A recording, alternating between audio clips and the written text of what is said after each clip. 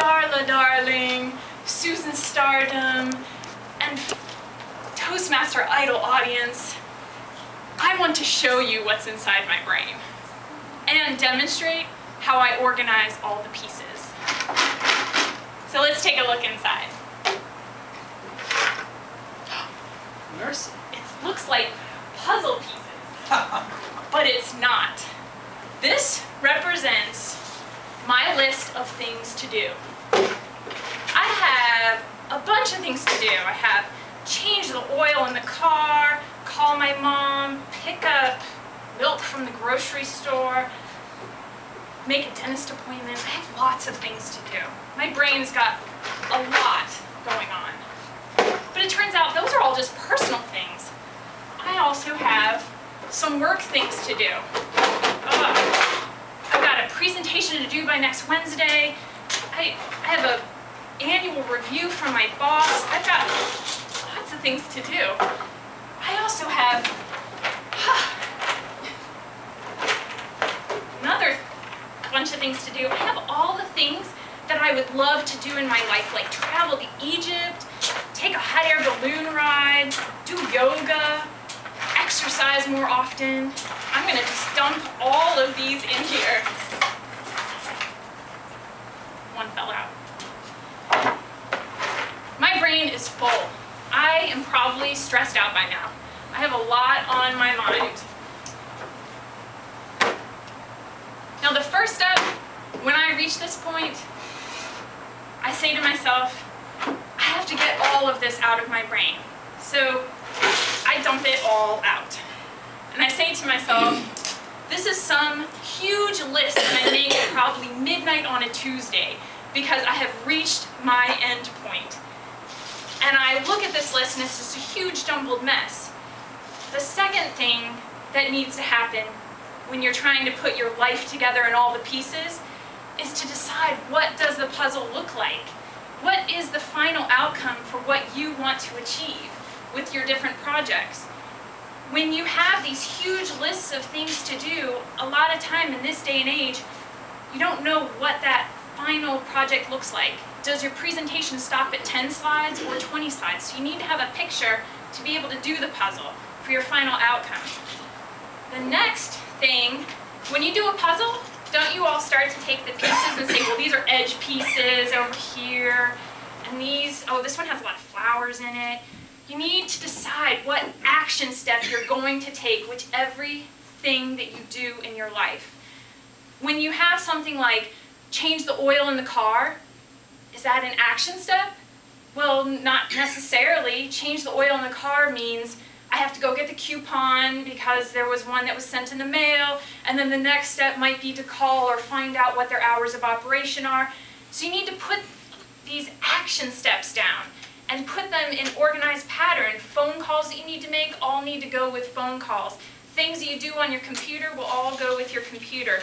Someday maybe lists, things you want to do in the future like travel, goes over here. So you start to separate all these pieces. And you need to have them out of your brain so then you can do and focus on one thing at a time. And if it's so full, you can get that one thing done and then move on to the next thing and solve your puzzle. So now I'm going to give you a handout to help you. We're not going to have time to do this right now, but this will help you take the next steps in your life. To write down. I'd give him the oil puzzle piece. We can pass those that way. To write down a project or situation that's on your mind.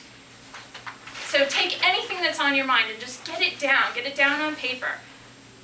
Picture what is your intended outcome and what does the finished work look like, and then write down the very next physical step required to move the situation forward.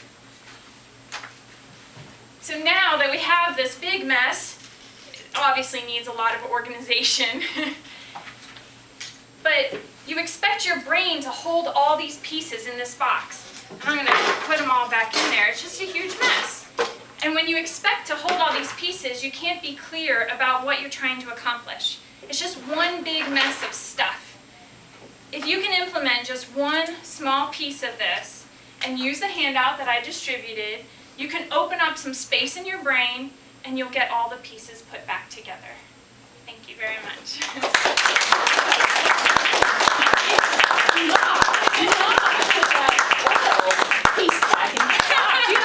You do need to give that oil piece to someone else in this room. I need to make sure I don't keep dropping my list of things to do on the floor. Oh, let me help you put your brain back together.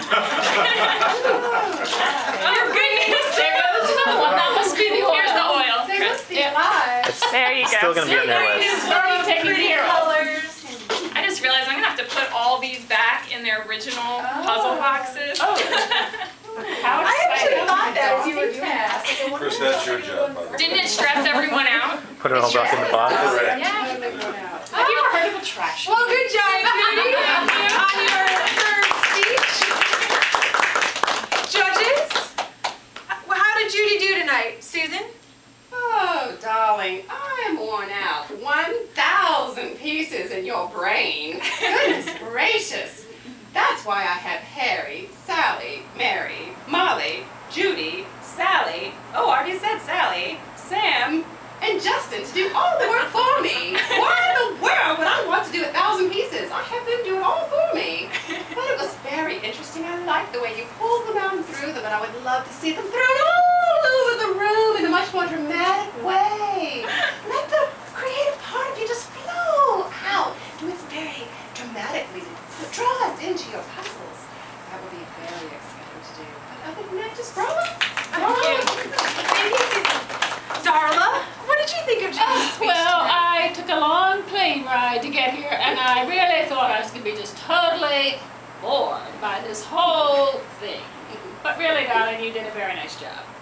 I have to say.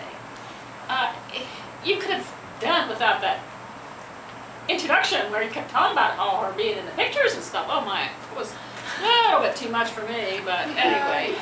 Now, I have one recommendation. Shh, please.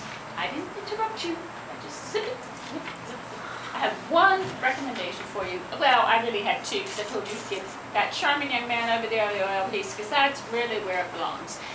My second one is to concentrate on that third box of pieces, where you get to travel all around the world and have a marvelous time, and then just think other people do those other little tasks that you were playing with. Delegate. You know, woo, my goodness. Delegate. That's what I tell you to do, my dear. Yes. Thank you, that's judges. very good Thank you very much. Judy, how did you think the judges evaluated you tonight? They gave me some great advice. I will focus on delegating all of the to-dos to my husband, Chris, Excellent. and doing the fun things myself. Excellent. Excellent. Wonderful Excellent. advice. Yes.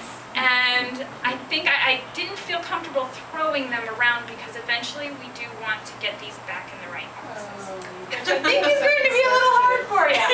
Honey, you have too many things to do in your life without sitting there and putting all those puzzle pieces back in the correct box. And I will tell my husband to put them back in their correct box. Ladies and gentlemen, give Judy a round of applause. Well done. Remember the name Judy Fox if you would like to vote for her at the end of the show. We're going to put the lectern back up. Our second speaker tonight is Christopher James Fox. This is his second speech, and the objective is organize your speech. Chris's hometown is Canton, Ohio, and you'll appreciate this, Darla. Chris has actually spent 1.5 years